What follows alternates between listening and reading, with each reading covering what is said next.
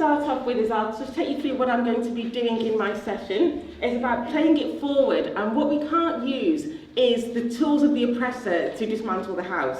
We need to use tools that are rooted in the best of our culture and know about the experiences that we've had as a way of repairing the damage that's happened to us. We've had some excellent presentations which have talked about gaining compensation for our experiences. But unless we're healed as people, we will use that money to further damage ourselves.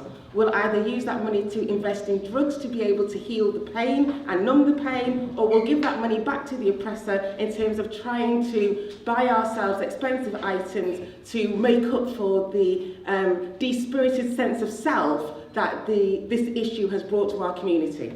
So what we're looking at is about how we can actually create wellness, but use the Windrush spirit of wellness, because our generations before us have been through traumas before, so how we can draw on the best of their experiences to get us through the current experiences and to then teach us what we can do when the next generation faces the next way in which they attack our sense of self.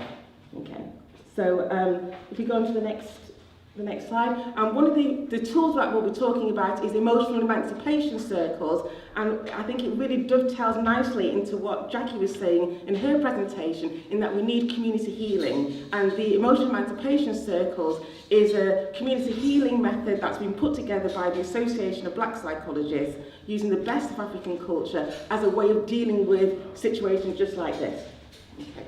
So if I just take you briefly through what is African psychology, it is about not relying on the tools of the oppressor to save us. Nothing's new, it's happened to us before, and it's an ongoing synthesis of the best of African culture for our wellness. Go to the next slide.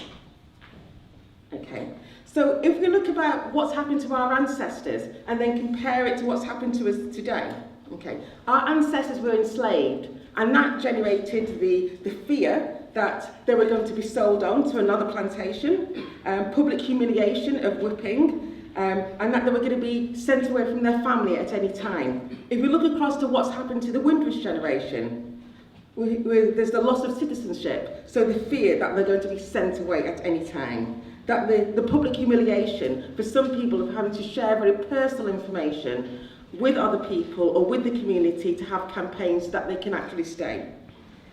If you look at our ancestors, the 1950s, 1960s, there were signs up which said no blacks, no Irish, no dogs. There was the colour bar, and there was the lack of access to housing, the means of survival, and a sense of belonging. If we now look in 2019, what's happening to the Windrush generation, the loss of housing, the loss of security, the loss of access to healthcare, the loss of means of survival. Again, we've seen the parallels to say that the game remains the same, but the tools used change. Okay, the next slide. We then find that as a black community, we're fighting just to be, yes, just to stay in this country, whereas other communities can put that energy into progressing themselves and into building themselves. We've then got to have the best of our minds and our brains on issues such as this. And what we find is that, and again, it was exactly what happened to our previous generation. We did all the work to build the West, that's what our ancestors did, and had no credit.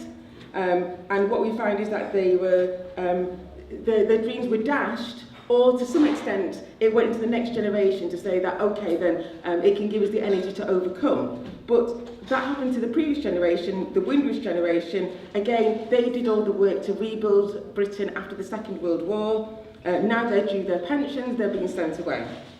And our ancestors were not allowed to travel, not free, and there's a generation in this country that are fearing that if they travel, they may not be allowed back into this country. So again, the restrictions on our movement. So if we look at an African-centred formulation, a way of understanding what's happening to us, Wayne Noble talks about psychic terrorism. This is what's happening when our communities are fearing our elders being sold and sent away at any time. And it's not by mistake that they're doing this. It's a way of keeping our community oppressed. It's ethnic cleansing, because if you destroy the family, then you destroy the support system for the next generation. So who's going to be there to do the babysitting? Who's going to be there to pass on the wisdom and the counselling within our communities if our elders are sent away? So it's a way of breaking down the family, and then they're not as secure, not as supported, and then they end up doing the behavioural problems that get them into problems with the criminal justice system at times. And it ties up our energy with fighting Martha, an overseer again, yeah? And even then thanking Martha for not separating from our family again. So it's the same things happening to us. So what's the impact on us at an emotional level and a behavioural level?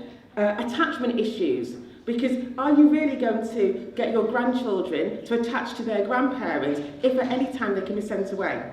Yeah?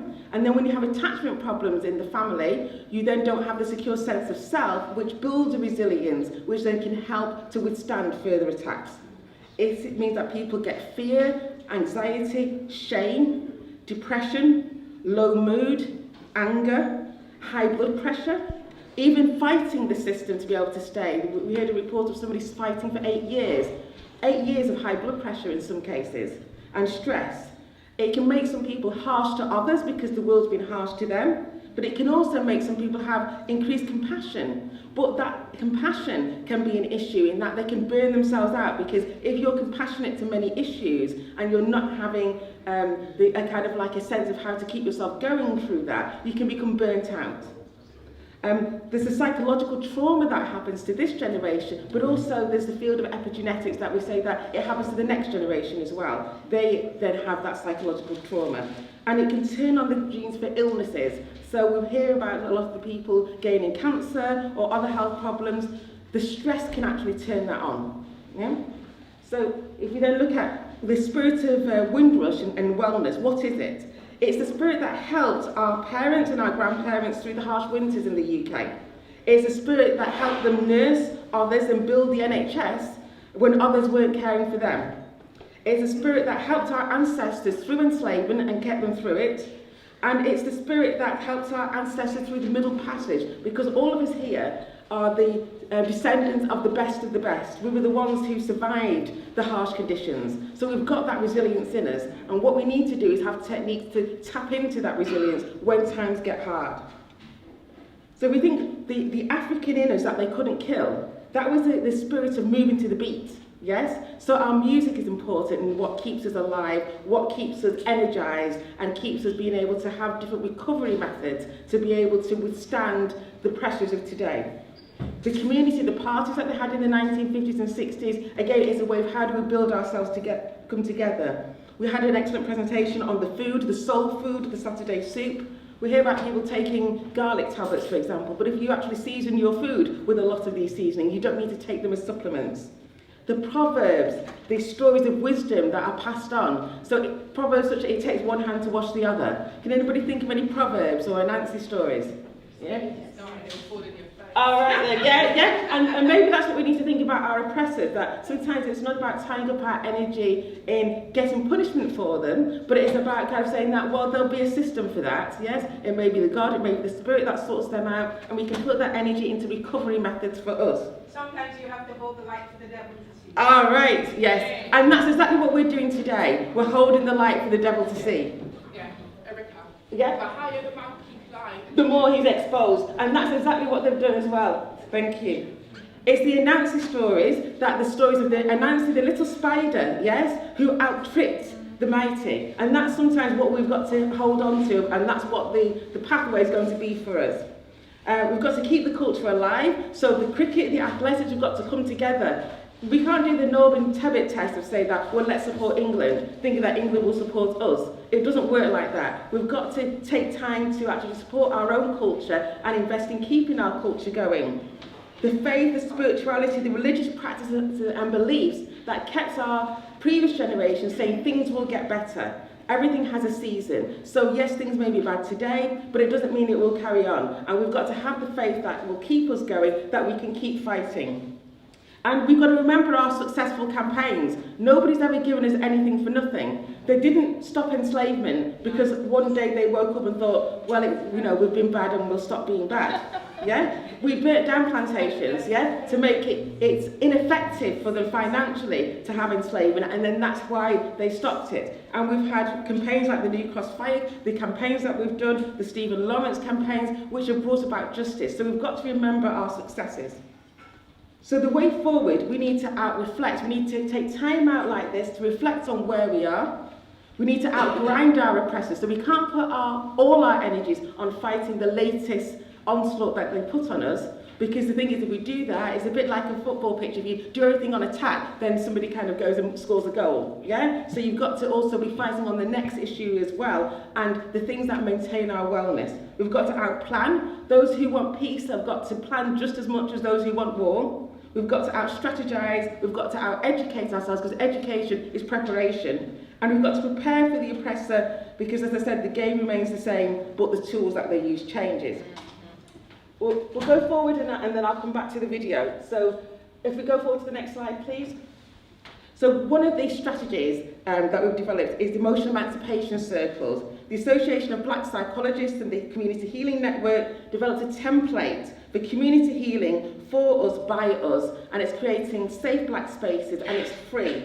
The reason why it's free is because the black community is an impoverished community as it is, and we haven't always got the money to pay £100 an hour for psychological therapy independently, and many of us wouldn't get through with the NHS system because of the accesses and gatekeeping services. So it's community healing that's free. It's based on the best of African culture and wisdom. So in the Community Healing Network, in the Emotional Emancipation Circles, we share our stories and feelings, we read, we dance, we watch movies. People need to get their experiences off their chest in a safe environment, because if you're holding it in, that's where the disease can actually manifest in your body. We need to deepen our understanding of the impact of our historical forces on our emotional life. We make those links. Free our minds and spirits from the lies of white superiority and black inferiority. And we need to tell ourselves new, liberating and empowering stories about us as people of African ancestry. Move on to the next slide. Part of the emotional emancipation circles, we practice essential emotional wellness skills to help us be our best, and it involves mindfulness and resilience skills, because what we're trying to do is get ourselves to be anti-fragile, that the more they oppress us, the more we learn the skills of the oppressor, and then we can then have strategies for it. It's like having an app for that. And we need to prepare ourselves emotionally for the next attack so that we can recover from the last one. So if you could do escape, and then our technical person knows how to put the video. Yeah. What you'll see is a 6-minute video on an emotional emancipation circle that I ran last year and early this year in London, and people's views and a bit about it. Okay. If we can go back to the presentation, is there anybody in the room who's attended one of the emotional emancipation circles, any of the sessions? Yeah? Do you want to just put you on the spot? Do you want to say anything about it? What's it?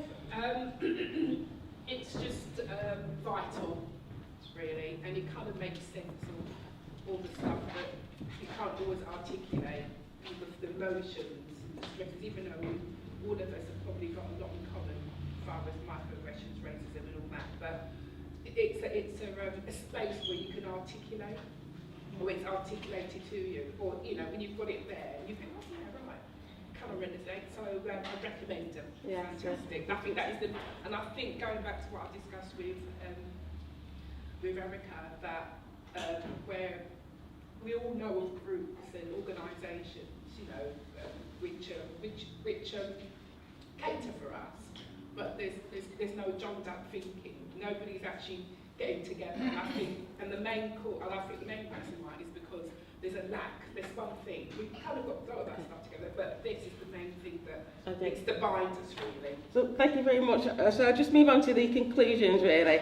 We need African-centred formulations to understand where we're at and what got us here, to really continue to make those links between what happened to our ancestors, that we can understand what's going on for us today.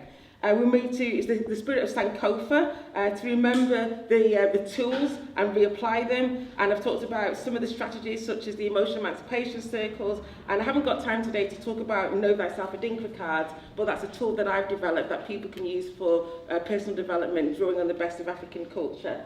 So I'd like to thank Terry for putting together such a brilliant programme and all the organisers for today. And I'll move on to the next person. Thank you.